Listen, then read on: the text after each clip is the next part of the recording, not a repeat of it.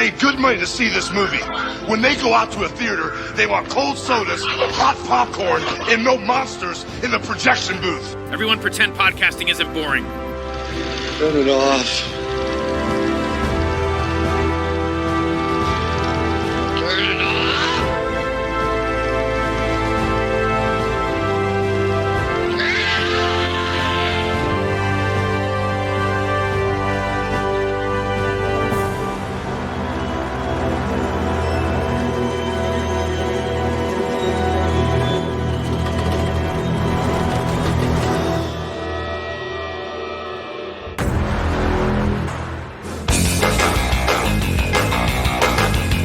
I'd never seen that kind of humor before, that kind of irreverent comedy. I immediately became hooked. People had never seen anything like it. Institutions, our culture was being satirized. The people who have said they read Mad shocked us, and we expected more from them, frankly. Mad started during a time of repression in the United States. The red thread, the Hollywood blacklist. The McCarthyism, and people were afraid of anything in print. Kids were being told to get under their seats when the siren went off and that they would be okay. And the kids were saying, I'm going to get turned into dust. So they were starting to question the adult world. Mad was a product of the times, or anti-product of the times, if you will. J. Edgar Hoover had us on a list as sabotaging American ideals. You'd come across some article where you go, ooh, am I reading something bad here? A lot of anti-comic book stuff was going on. People who were going after comics as creating delinquency and destroying the youth of America. Because Mad came out of a comic book, and now it was a magazine. They couldn't touch it, couldn't censor it. They were so concerned about stamping out everything that was dangerous, and they let the most subversive thing continue. They called all the contributors the usual gang of idiots. Teachers would say, Drew, what do you want to be when you grow up? And I said, I want to be an idiot. No one would think of making fun of what the government was doing. No one would think of making fun of giant corporations. And Bill was up for all of that. Bill Gaines, he was absolutely out of his mind. We have no philosophy, we have no politics, we don't take sides. We got letters from Bill saying that if any of you are sued for anything you write that I publish, don't worry, you will be defended by our lawyers. We said things that other magazines or other media did not. They sued for $25 or $30 million. It could have killed the magazine. From the magazine standpoint, it made Mad Magazine something that was forbidden. It just started selling and selling. We did 2 million copies. We're in a corporate age of a corporate image. I said, we need a logo. Alfred E. Newman represents the kind of blithe stupidity. Personalized and embodied the whole spirit of the magazine that I wanted to do, which was kids were smart and they had a certain outlook.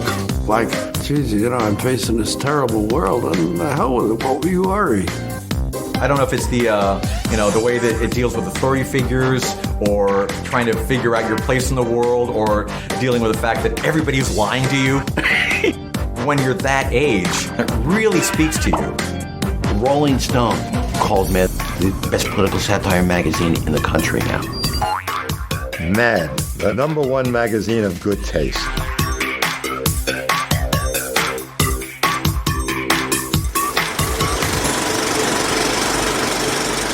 Hey folks, welcome to a special episode of The Projection Booth. On this episode, I am talking with Alan Bernstein. He is the writer and director of When We Went Mad. It is a documentary all about Mad Magazine. Been following the project since 2013, I think, when the Kickstarter was out. I've been bugging Alan ever since to have an interview with him, as you'll hear in this interview. So we finally made it happen. 2024, the movie is out. Well, it's touring around. It will be playing in Detroit on November 14th at the Redford Theater. I highly recommend this film. Thank you so much for listening, and I hope you enjoyed the interview. When was the first time you remember reading a Mad magazine? The first moment I remember, it was 1976. We were vacationing in California, and I was a little bit bored during some downtime, so we stopped in a drugstore. Going through the magazine sections, I picked up a Star Trek coloring book, and while I was making my way back to meet my parents, I saw a Mad on the shelf. First time I'd ever seen it. Didn't know what it was. It said Mad and it seemed interesting, and you flip through it, and it was cartoons, but it wasn't cartoons, and it had words, and I just found it interesting and thought, oh, can we get this too? And my parents didn't blink an eye. They made no indication whatsoever that they knew what I had in my hand. They weren't opposed to it, nor were they, okay, this is a big step for him. None of that. So I bought it, and I went in completely blind. When I found out later on that it wasn't a one-off like a coloring book would be, there was another issue on the shelf months later. Oh, another one. Okay. And from there, that's how it started. That must have been around the time where Cracked and Crazy, and were there other kind of pretenders to the throne that were going on right around there? Yeah.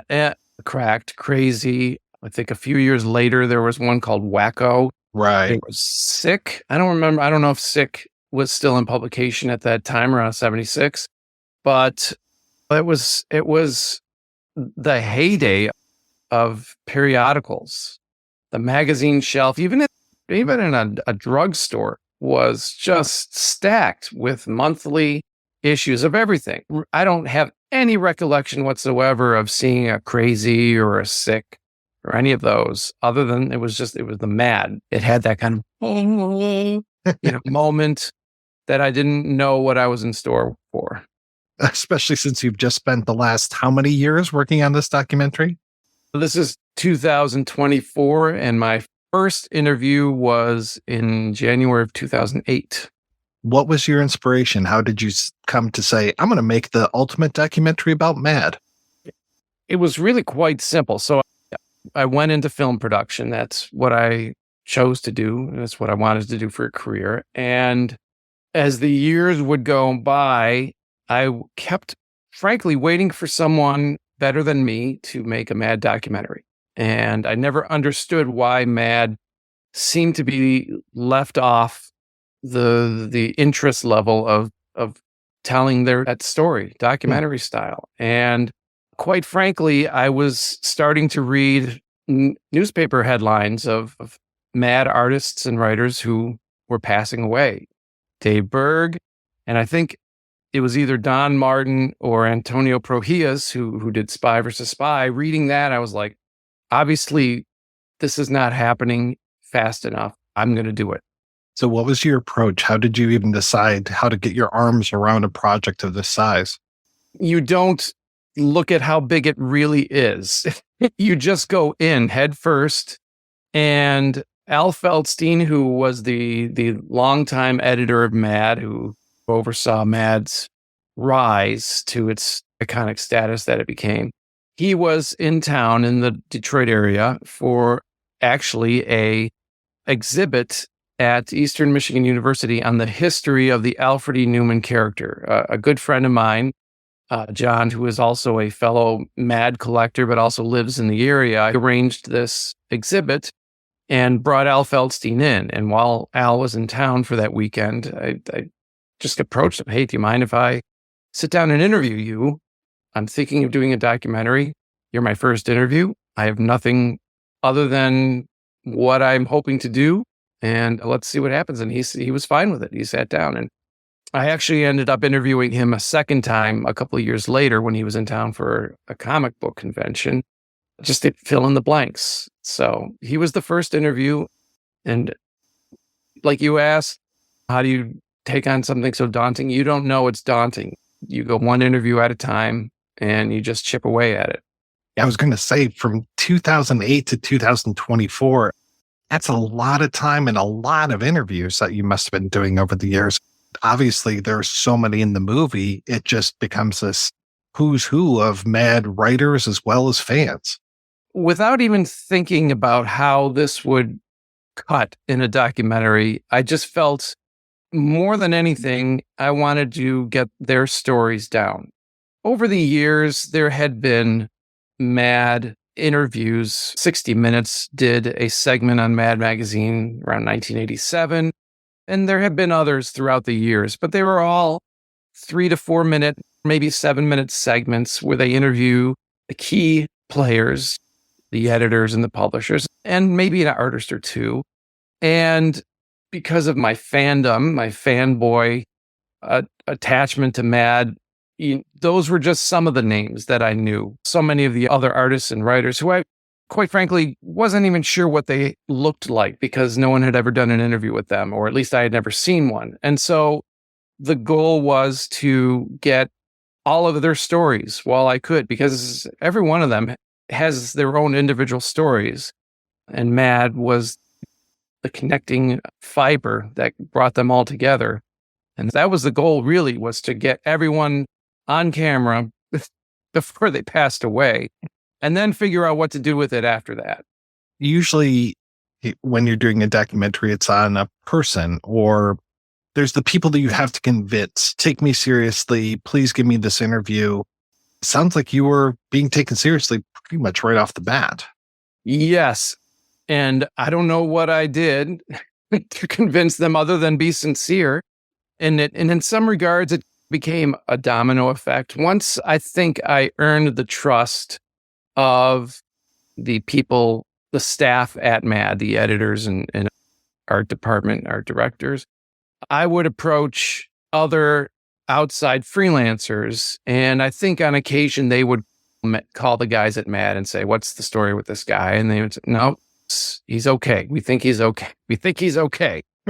I think that was part of it. And the other thing, I'd like to think that part of it was they were just genuinely touched to have someone want to sit down and record their story.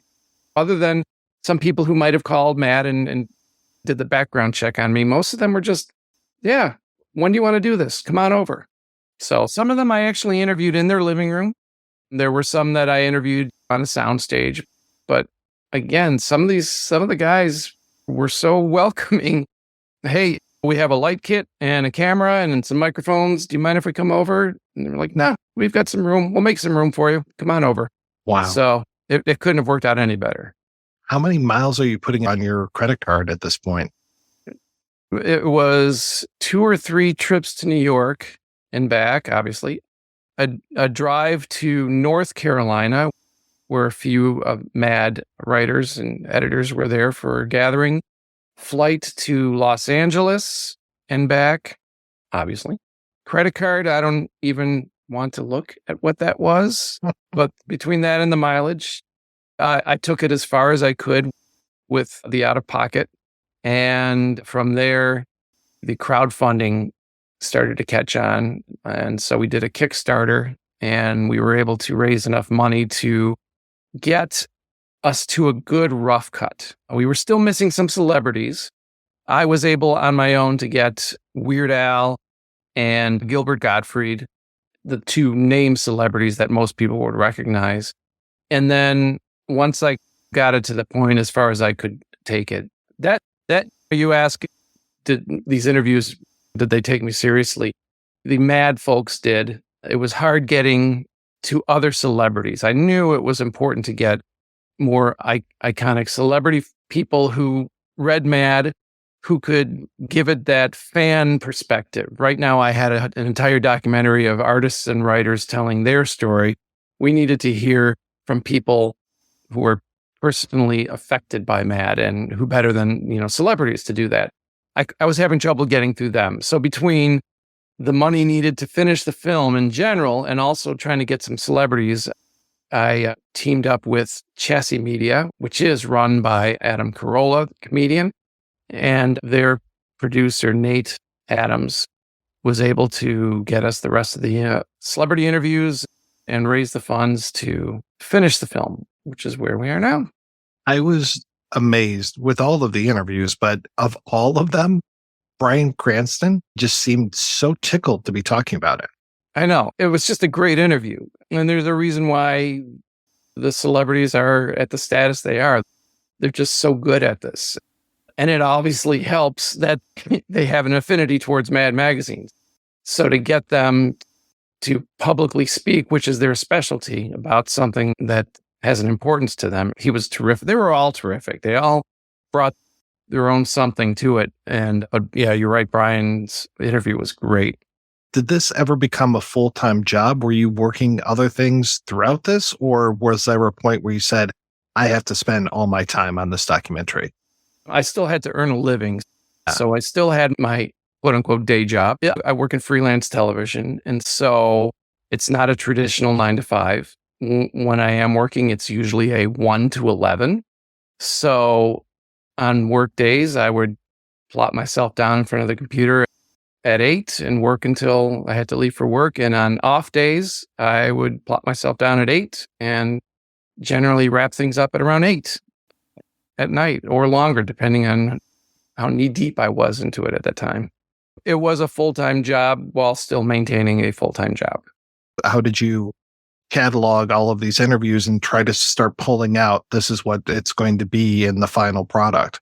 The first thing you do is you find a really good editor. And the first editor who worked directly with me, Eric Weimer, did this for free. He's a professional editor, and it sounded like a fun project for him. And between the two of us, he would rifle through the footage and find the bites that he thought really stood out.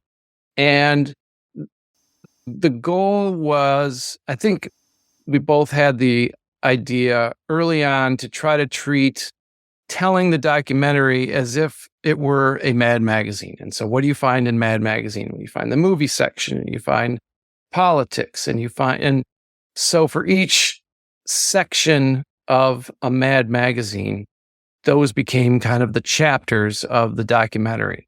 And then we would add more, like, we're going to do a chapter on the artists and writers themselves. That is, they're called the usual gang of idiots. We're going to do a chapter on the fold-in. And so in a way that made the structure pretty easy. Now we just need to hone down the interviews to tell those chapters the best way possible. What were some of the things that you had to get rid of that you really regret? More than anything, when Eric was editing, he learned pretty quickly what a fanboy I was. And I knew what a fanboy I was. And I did my very best to not go too deep in the inside baseball, so to speak, of telling the stories that only, if you know type people. I really wanted to tell the Mad story that anyone who grew up reading Mad or had a brother, sister, or parent who read Mad and knew about it, it would appeal to them as well. I needed it to appeal to the dyed-in-the-wool fans who could fact check me, and I needed it to appeal to the general reader who just remembers it as a part of their life for a brief moment.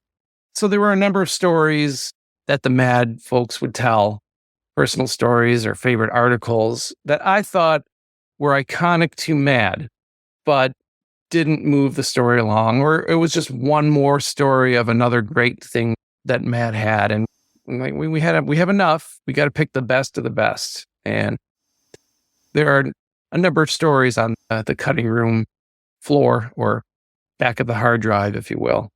Are you looking forward to a deluxe Blu-ray edition with tons of extra scenes? Boy, would I. You know anyone who wants to fund that? No. Exactly. How long did we say this documentary took? I don't want to spend any more time cutting more. What I would like to do, and we've started doing it a little bit, I think the best thing to do is to take all of the interviews and break them down individually into a podcast. There could be enough interesting bits in each individual interview. If I re-recorded my questions so it sounded appropriate for a podcast, we could do here's 45 minutes chatting with Al Jaffe about his background. Here's 45 minutes talking with Stan Hart, the Mad writer. I think that's the best way to go, just for expedience. All of the interviews were essentially shot on green screen. Any type of deluxe edition with more interviews requires removing green screen, and now we're getting into special effects and all of that stuff. And that's where both time and money are prohibitive. Mm-hmm. Speaking of special effects, tell me about the effects for this, because I love some of the things that you're doing, especially where you've got the people framed in the magazine itself. That goes back to the idea of imagine yourself reading a Mad magazine and let's place the movie into it. And so we'll make our own version of it. And where do you find these interviews? They're taking place at the start of each chapter, and then we dive into those interviews, and they go from magazine to full screen. And yeah, that was the basic idea of it. And then from there, we include examples of specific articles that people are talking about. And that was an interesting challenge because you only have a limited amount of time to show them on the screen before the subject changes. You want to give the audience enough time to get the gist of that one particular panel that you show. You can't show the whole article, so you have to show the best panel from an article that explains or supports what the interview is saying. And that was a fun challenge on figuring out how to do that. Well, I'm pretty envious of anybody that gets to see this on the big screen, because speaking of framing this like the magazine, having those little drawings on the side, which were some of my favorite things from the original Mad magazine, and trying to see those on my TV, not so good, but I imagine seeing that projected in a movie theater must be spectacular. It obviously helps to have it as big as possible. Yes. So what those are generally referred to is, the term they use is chicken fat. Mm-hmm. It's the fun little stuff that they include not only in the specific article, but on outside the edges, the little marginals that Sergio Aragonés would draw. That was chicken fat. And I wanted to include chicken fat in the movie itself. Again, trying to mimic that Mad magazine feel. And that's what you find in a Mad. So let's make sure that we populate the movie with that as well. Speaking of seeing it on the big screen, when did you have your premiere? The world premiere was August 22nd in New York at the Center for Jewish History in Manhattan. And it went great. We had a sold out show. We had a number of Mad artists and writers attend. We also had a number of family members of people we interviewed who had since passed away. And then we just had a bunch of Mad fans, and it was great. It couldn't have gone any better. You never know what the response will be when you premiere any type of creative piece that you've done. And it was, to me, it was doubly nerve-wracking because there were people who were in the movie who were in attendance, who had never seen it and had no idea what to expect. And there were family members who were there on the behalf of people in the movie who were no longer there. And as far as I could tell, everyone seemed to really enjoy it. I got some just wonderful personal thanks at the screening. And I also got some wonderful emails afterward. And as far as I'm concerned, if I got their approval, everything else is sprinkles on top of the ice cream. I know that it could be very easy to fall into a trap of making this a documentary about William Gaines, who's just got such a great big personality. And I really commend you for looking at all of these other artists. Of course, Gaines is there throughout the whole story, but just to find out more about these folks and what an eclectic background of so many people just all coming together for one common purpose. That was really the main reason to do this. I wanted to give credit to as many people who worked on Mad as possible. Gaines was front and center. That was really the main reason to do this. I wanted to give credit to as many people who worked on Mad as possible. Gaines was front and center. the center of the universe. Everything orbited around him, but if you were a follower of Mad and you had seen interviews, he was one of those who would always be interviewed. And the interviews are great. It helps to be the greatest fan for your own publication. But again, I wanted to hear from everyone else. Everyone else had their own story as well. And I want to know what brought them to Mad and who they were. That was goal one. As much as this is a history of Mad, I wanted it to be a celebration of the people who made Mad. And that's asking a lot to cram into a regular hour and 40-minute film. But I think we pulled it off. You have such a rich group of photographs, especially behind the scenes, especially of these people that never were on the page, that were, or rarely on the page until they were in maybe advertisements and things like that, which I found fascinating. Where are you able to find these photos? Is this all of the artists bringing them themselves?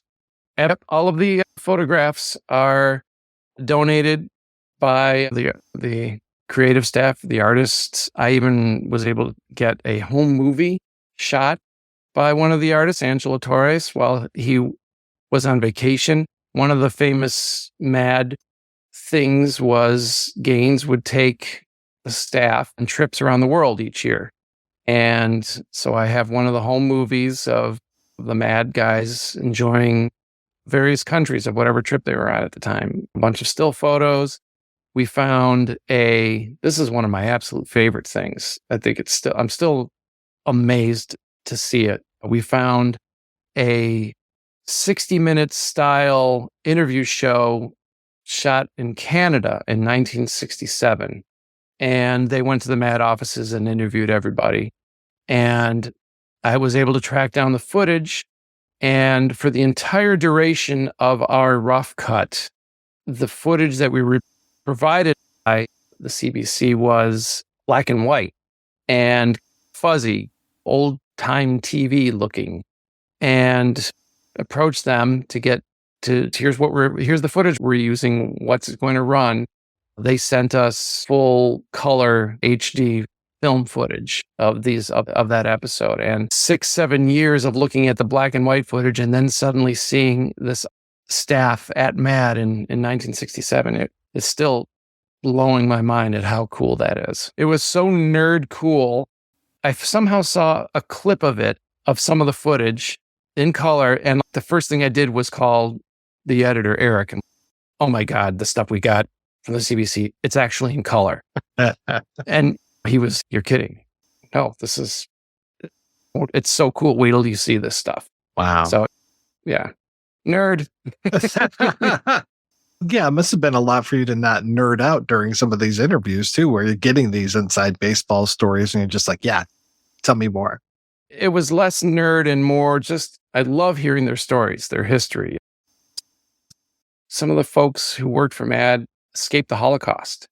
To me, their stories and the pure fascination to hear them tell as many Mad stories as possible, but just to hear their background, I just loved hearing that stuff. And to be perfectly honest, we do these marathon interviews where we'd interview 4 or 5 of them each time that we would go to New York on a day.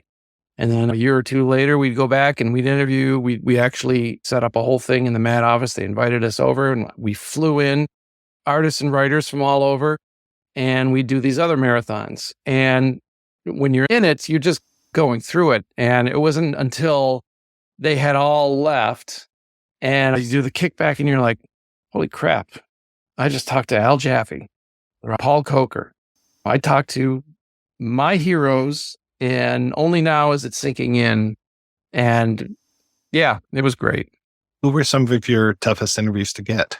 Well, celebrities were the challenge. But beyond that, I can't think of anyone from Mad who were tough. It was just convenience. Flying out to LA and interviewing people. That was the difficulty. Driving to New York and spending a week there and interviewing. So it was the physical act of getting the interviews that was the challenge, rather than getting people to agree. I guess I'm still amazed that they were so amenable to this dude from Detroit who they didn't know from anyone else, and agreed to just do it. And in their living rooms, no less. I will say that the Weird Al interview was unique in that, again, we have no money. We need to find a way to do this as cheaply as possible. And it turned out that Weird Al was going to be performing in Traverse City at the Traverse City Cherry Festival. I'm based in Detroit, so that's a reasonable car ride because both cities are in Michigan. That's about a 3-hour car ride.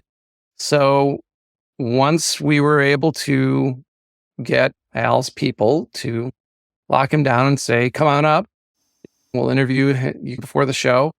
You pack the car up and drive up to Traverse City. And we set up in one of those little portable offices behind the stage.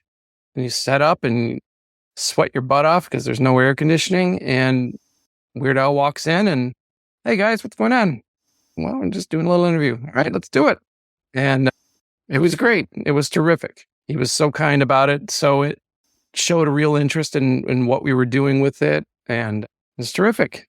Who are you showing this to throughout the editing process to hone it and get feedback? Quite frankly, and this isn't meant to sound like we're the smartest guys in the room, we just trusted ourselves. Between myself, Eric, the original editor, Jonas became the main editor. And once Chassis came on board, Jonas Smensgaard, we all just trusted what we liked. And once any of our disagreements were settled, we figured it out. And during the process of editing, it was really limited to just the few of us. We didn't do a whole lot of showing other people to get their take on it. Mm-hmm. You talk a little bit in the doc about some of the merchandise that is related to Mad, and I see you've got quite a healthy collection behind you. There's a little bit of a shrine behind me there. Yeah. What are some of your favorite things? Let's see. I'm going to do a little pan here. Mm-hmm. Let's see. So I don't know if you could see it or not, but pardon me. I'm going to get up real quick. I have right here is what is it called? What is a Mad straitjacket, which was something that was offered by Mad back in the late 50s. Wow. You could clip out, and I forget how much it was. A true Mad fan can fact check me on that, but you would send away for it, and you'd get an actual Mad straitjacket. Wow. Next to that is the original artwork to Mad cover, Alfred as the greatest American hero. Nice. You can see there's a Mad skateboard, and then just a bunch of other just wacky material that they put out over the years. This is back there, it's artwork for a Don Martin cartoon. Wow. This right here is a slot machine that used Alfred's image on it. So yeah, and I have a pretty sizable collection, but it's compared to some of my friends, it's a tip of the iceberg collection, which is crazy to think about. I love how you go through the evolution of Alfred E. Newman, especially those pre-Mad versions of him. That was remarkable to see. It really is, because he's so iconic to Mad that you assume that he was created specifically for Mad. All of the other humor magazines that followed, the Cracked and the Crazies, if you pay any attention, it's obvious that they thought we need to have our symbol as well. And so they would create their characters. But the amazing thing I find about Mad and Alfred E. Newman is the image was not created specifically for Mad. It was a pure happenstance that an editor saw or had a postcard from, I imagine, from the 40s or 30s with the Alfred image. And he thought, let's a funny face. Let's throw it on the book. And it had no meaning other than, I imagine that he just thought it was funny. And so as far as the Mad history goes, over time, they would use it more and more, and it never really had a meaning. It had different names. And eventually, Al Feldstein, the editor, decided when he took over as editor that they needed a true icon. They needed an image to go to. And he talks about how Playboy had the rabbit and RCA had the dog looking into the speaker of the phonograph. Jolly Green Giant type thing. Everyone needed their branding. And so he basically had a mad artist, Norman Mingo, create the definitive Alfred E. Newman to be specifically used for Mad. And Feldstein named him Alfred E. Newman. And then from there on, it goes, he becomes the icon of Mad. But what I also find really interesting about the Alfred image is if you look at that, the history of that image, you, in a sense, are seeing the history of, I don't want to be too broad and say the history of America, but there are many people who can, I think, credibly pinpoint the origin of Alfred's image to anti-Irish immigration political cartoons in the late 1800s. And from there, it would move on to advertising. Alfred's image was used for painless dentistry or miracle cures that contained cocaine or narcotics in it. But I think you could do a small study on the history of the Alfred image and how it was placed throughout America at the time and how it would change, how it went from this horrific anti-immigration cartoon to selling products. And even later on, the image was used as an anti-FDR image that had anti-Semitic undertones to it. And somehow it all gets flipped and owned by Mad and becomes the cover boy. You talked a little bit about the premiere, but what's next for the film? We are preparing for our Detroit premiere, which will be November 14th at the Redford Theater in Detroit. If you have not been to the Redford Theater, November 14th is a terrific night to make it your first night there. But it is a classic movie palace restored from the 20s where all they do is show, essentially, other than the occasional new movie, they show classic films. And it is just a great night if you are a film lover to go see a film at the Redford. They have a live organ playing before the movie and the best concessions in town and cheapest concessions in town if you're going to the movie. The whole thing is nonprofit. So that's November 14th. All the while, we are pursuing selling the film for streaming wherever it lands, whatever streaming service we're hoping to find a home for and get our investors paid back. So you're thinking that a live screening of it is pretty rare and should definitely be taken advantage of.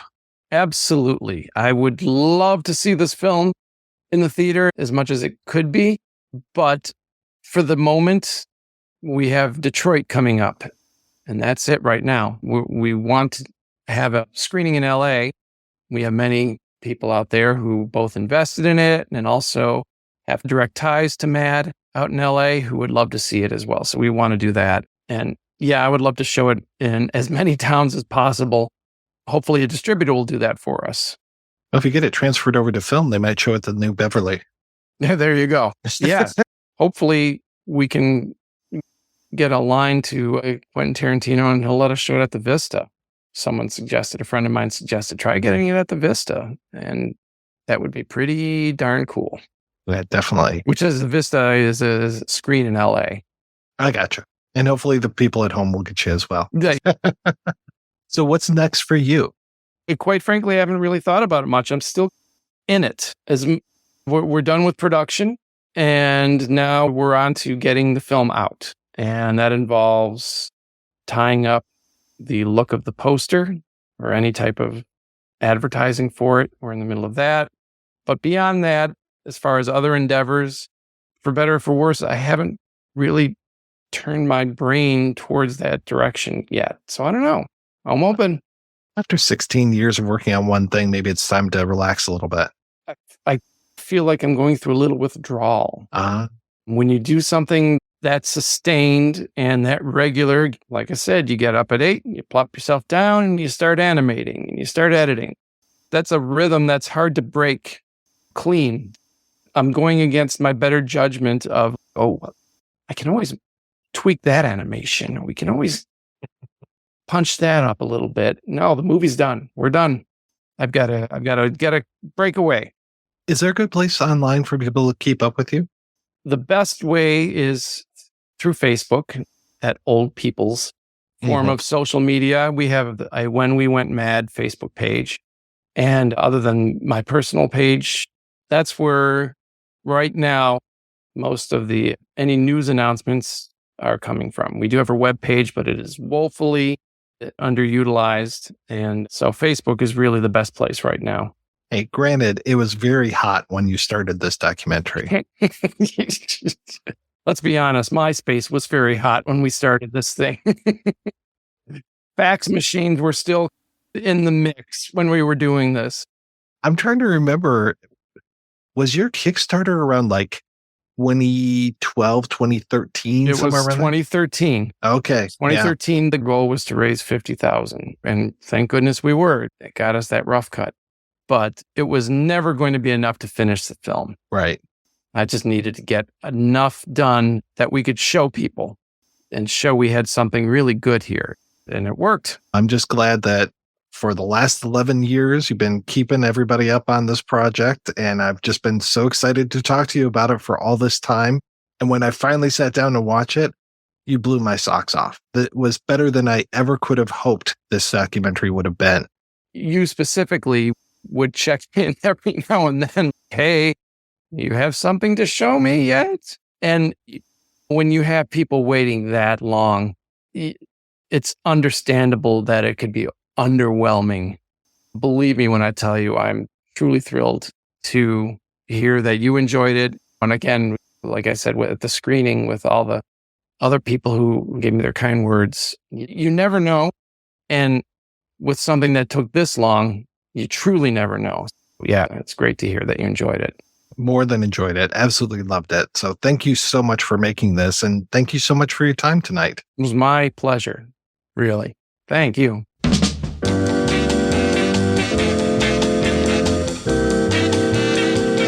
It's a game!